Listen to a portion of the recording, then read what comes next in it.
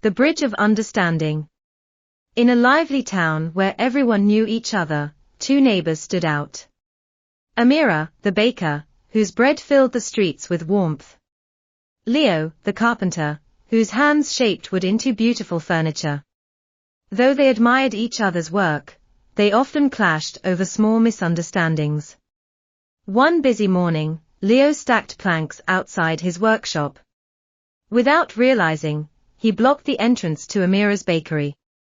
Customers waiting outside grew impatient. Amira rushed out, flustered. "Leo, you never think about anyone else. My customers can't even get in." Leo, startled and embarrassed, replied sharply. "You always assume I'm careless. I was just trying to finish a job." The words stung. Amira stormed back inside, and Leo muttered under his breath. Soon, the street buzzed with whispers, "The baker and the carpenter are fighting again." That evening, Amira's grandmother visited. She noticed Amira's frustration and asked gently, "Tell me, child, why are you so upset?" Amira explained everything. Her grandmother smiled knowingly. Emotional intelligence isn't about ignoring feelings. It's about understanding them. Ask yourself, why did Leo act that way? And why did you react so strongly? Amira thought deeply. She realized she had been stressed about a large catering order, and had let her anxiety spill onto Leo. The next morning, Amira approached Leo. Her voice was calm. "Leo, I was overwhelmed yesterday. I shouldn't have spoken harshly. Can we talk?" Leo hesitated, then sighed. "I didn't notice the doorway.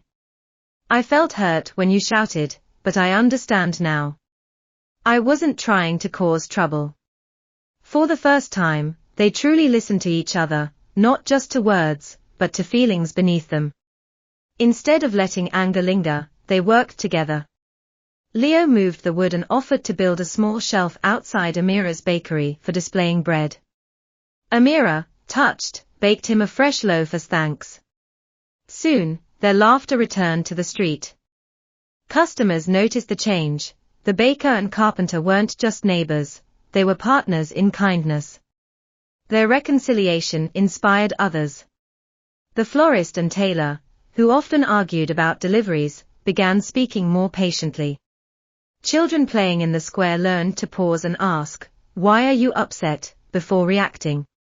The town grew warmer, not because conflicts disappeared, but because people learned to manage emotions with empathy. Emotional intelligence builds bridges where anger builds walls.